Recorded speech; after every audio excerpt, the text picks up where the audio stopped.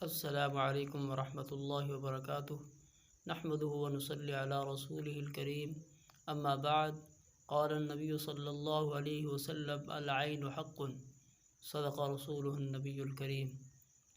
آج کی ہماری اس ویڈیو میں ہم آپ کو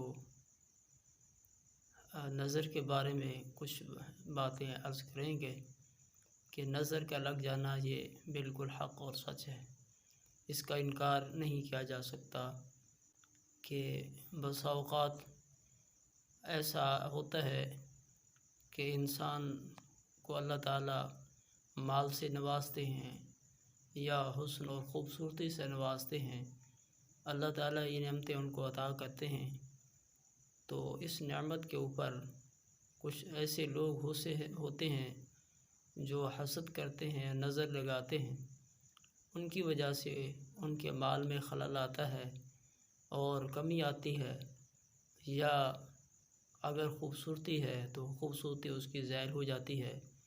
کہ حدیث پاک کے اندر آتا ہے العین حق، کہ نظر کا لگ جانا حق اور سچ ہے۔ حدیث پاک میں آتا ہے کہ ایک صحابی حضرت سہیل رضی اللہ تعالیٰ عنہ، اللہ پاک نے ان کو بہت زیادہ حسن عطا فرمایا تھا۔ عرب کے اندر حسین بہت کم تھے، لیکن اللہ پاک نے ان کو حسن عطا فرمایا تھا۔ یہ اپنے گھر کے اندر ہی نہا رہے تھے اور ان کا جسم خوبصورت ماشاءاللہ نوجوان تھے، حسین تھے۔ ساتھ ہی ان کے پیچھے سے ایک بدو گزرے تو اس نے ان کو دیکھا تو بڑا حسن ان کو عجیب سا لگا، اور انہوں نے اس کو دیکھا اور دیکھتے ہی حیران ہوئے اور کچھ بھی نہیں کہا اور آگے سے چلے گئے۔ حضرت سہیل رضی اللہ عنہ جیسے فارغ ہوئے نہا کر، تو انہوں نے اسی وقت ہی اپنے گھر والوں سے کہا کہ آؤ مجھے لے چلو، مجھے ایسے لگتا ہے کہ میرا آخری وقت ہے۔ فوراً آپ صلی اللہ علیہ وسلم کو اطلاع دی گئی، تو آپ صلی اللہ علیہ وسلم نے وہیں چل کر آپ صلی اللہ علیہ وسلم خود تشریف لے گئے اور صحابی رسول حضرت سہیل رضی اللہ عنہ کے بارے میں معلومات کی۔ آپ نے فرمایا کیا کر رہے تھے؟ تو انہوں نے کہا یہ نہا رہے تھے۔ آپ نے فرمایا کہ ان کے قریب کو گزرا ہے، کون گزرے ہیں؟ تو انہوں نے کہا ایک دیہاتی گزرا ہے۔ آپ صلی اللہ علیہ وسلم نے ان کو بلایا اور حضرت سہیل رضی اللہ تعالیٰ عنہ کے پاس کھڑا کیا، اور آپ نے اس اعرابی سے کہا الا ما تقتلک اخی، تو اپنے بھائی کو قتل کیوں کرنا چاہتا ہے؟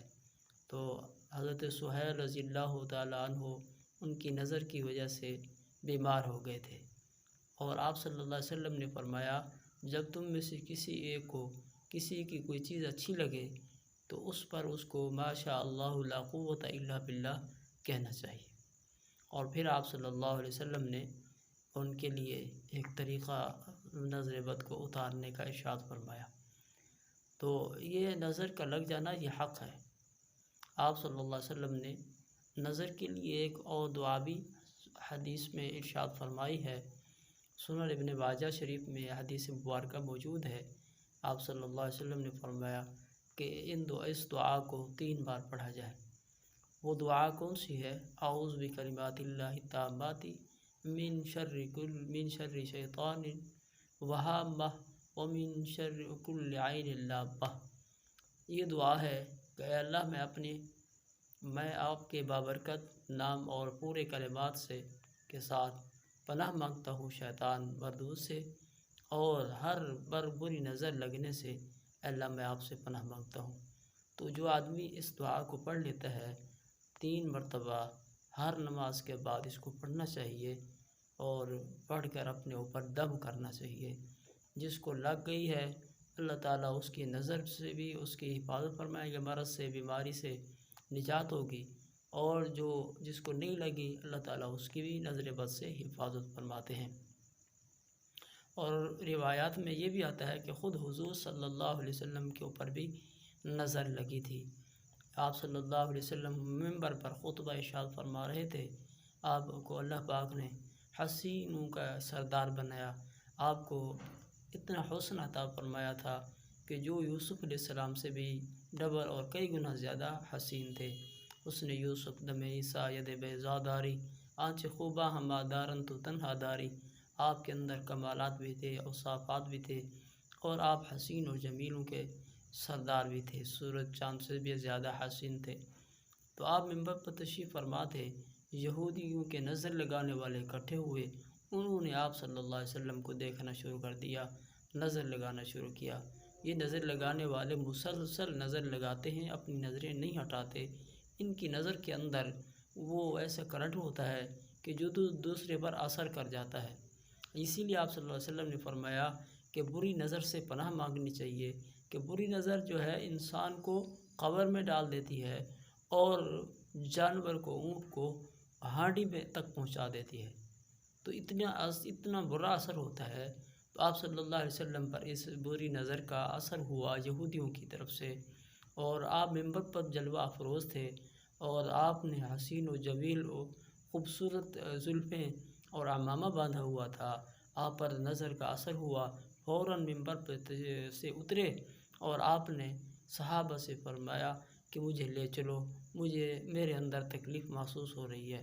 تو اس وقت آپ صلی اللہ علیہ وسلم پر اللہ پاک نے قرآن کی آیات مبارکہ نازل فرمائی، وَإِن يَكَادُ الَّذِينَ كَفَرُوا سورۃ تبارک الذی اور سورۃ قلم کے اندر، یہ تبارک الذی سپارہ ہے اور سورۃ قلم ہے، اس کے آخر میں یہ آیات مبارکہ ہیں، وَإِن يَكَادُ الَّذِينَ كَفَرُوا لَيُزْلِقُونَكَ بِأَبْصَارِهِمْ لَمَّا سَمِعُوا الذِّكْرَ وَيَقُولُونَ إِنَّهُ لَمَجْنُونٌ۔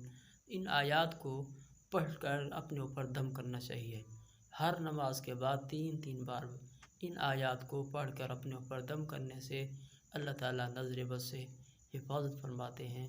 اور خاص طور پر جو بچے ہوتے ہیں ماشاءاللہ، ایک تو بات یہ ہے کہ جو بھی چیز اچھی نظر آئے، حسین لگے، خوبصورت لگے، دل کو بھا جائے، تو اس پر ماشاءاللہ لا قوت الا باللہ پڑھنا چاہیے، اور اپنی نظریں بھی ہٹا لینی چاہیے۔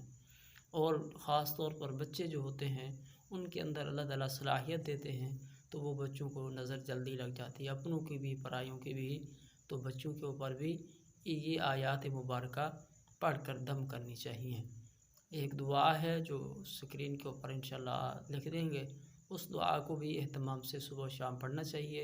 اور یہ آیات مبارکہ ہیں جو سورۃ القلم کے اندر ہیں، ان آیات کو بھی ہر نماز کے بعد 3 بار اول آخر درود شریف کے ساتھ پڑھ کر اپنے اوپر دم کرنے سے اللہ رب العزت نظر سے محفوظ فرماتے ہیں، نظر بد سے۔ دعا ہے کہ اللہ تعالیٰ ہمیں نظر بد سے محفوظ فرمائے، آمین۔ وآخر دعوانا ان الحمد للہ رب العالمین۔ آپ سے گزارش ہے کہ آپ ہمارے اسلامی چینل کو دیکھتے رہیں، انشاءاللہ آپ کو روزانہ انشاءاللہ کوئی